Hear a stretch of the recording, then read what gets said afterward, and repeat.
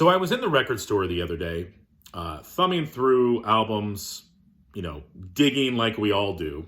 And I was in the Dylan section and I came across this record. And I was reminded, I recalled fans of Dylan saying that this could be Dylan's worst record. So I thought to myself, how could a record with a cover this cool be that bad? Well, it was a good price, in good condition, so I figured I'd pick it up. Brought it home, I was spinning it, and I looked up on YouTube to see if anybody else had reviewed the album, and I saw that CalicoSilver did a great review a few years back, an in-depth review. I'm going to leave the link to his review of the album. You should go check it out. And I figured that I would share my thoughts on this record. This album came out in 1986 on the Columbia label. And the cover to me is striking. I love it. I guess it's taken from a publication that came out in 1939. I learned that by watching the video from CalicoSilver. And they basically just blew the image up and they, it's the same on the back as well. So I really like that cover. To me, it's striking and it grabs my attention. So let's get into it. Now, this album is considered by some the worst Dylan album ever recorded.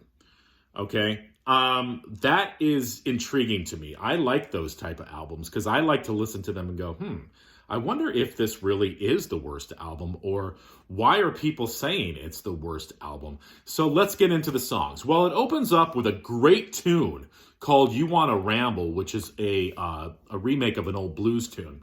Love the opening song.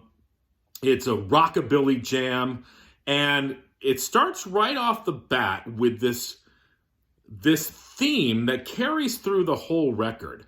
And the theme is gospel. There is a gospel choir in most of these songs that I love, and it ties together the record. I know that the record is sort of put together from different sessions, but I feel like that gospel choir really holds it together, and you hear it right off the bat with the great tune, You Wanna Ramble.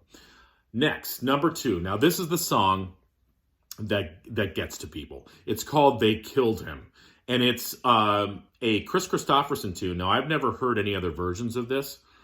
But the thing that takes away from this song for some people, a little bit of the production, but it's the children's chorus that comes in later on in the song.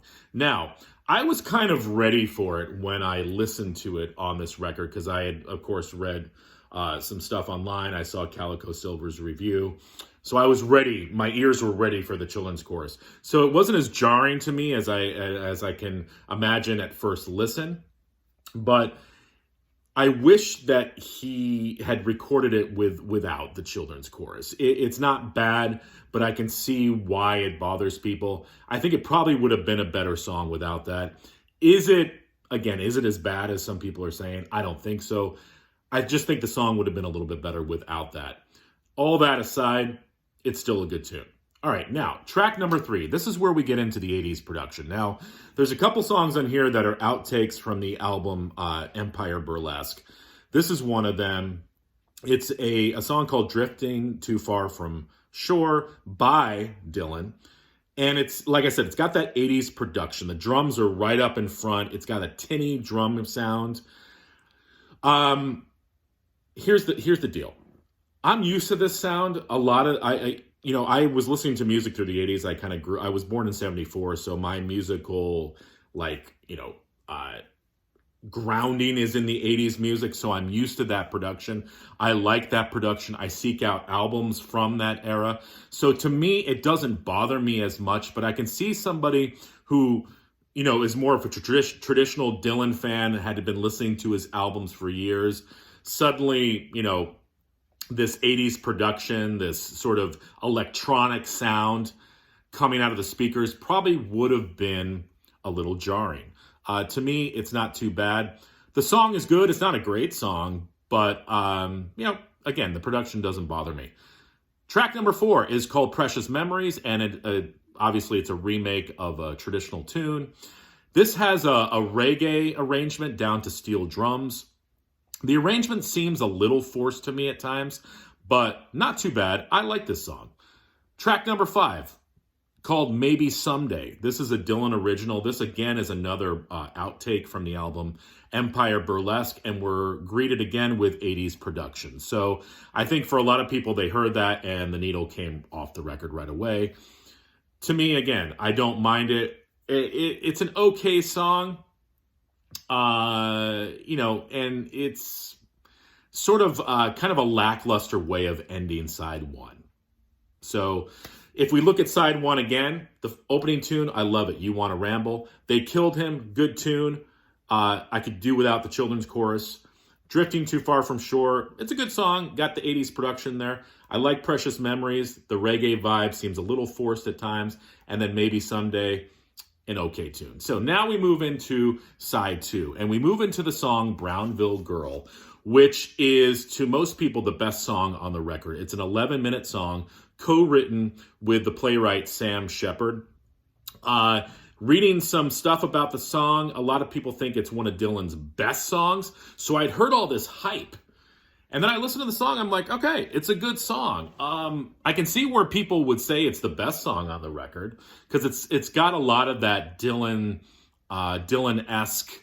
vibiness that you want, sort of that talk singing, lyrics that make you think a little bit. The delivery is very Dylan, so I can see where people would say that it's the best song. It's not my favorite song on the record, but it definitely is a very, very good song. Is it one of Dylan's best? I don't know. I'm going to have to listen to it more, and I'll let you guys know. Track number 2, one of my favorites on the album.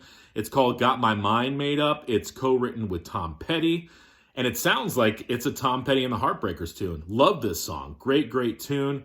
And it's a shame that you kind of have to get through most of the album to get to this song, because it's a really, really strong tune. And we end with the song called Under Your Spell. And this was co-written with Carol Bayer Sager, who at one point was married to Burt Bacharach. So we're throwing around a lot of big names here. And Dylan was, I think, trying a little bit of everything. I'm going to say this about this song. Really, really strong vocals by Bob Dylan. Probably the best vocals on the album by him. And I like this tune. I think it's a great way to end the album. So, is this the worst album by Bob Dylan? I don't know. I don't think it's as bad as people say. I've never heard Empire Burlesque, so I'd have to let you know about this. I mean, I've heard all eras of Bob Dylan, and I like this more than I thought I was going to like it. Just like I said, I mean, I heard so many bad things about it, and I was like, all right, this album's going to suck. It really wasn't that bad.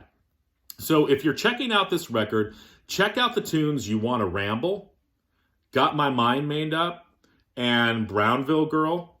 And also, I like the song Under Your Spell. I'd like to know your thoughts. Does the 80s production take away from the album for you? How do you feel about Dylan's writing on this album? It's not as bad as I thought it was going to be.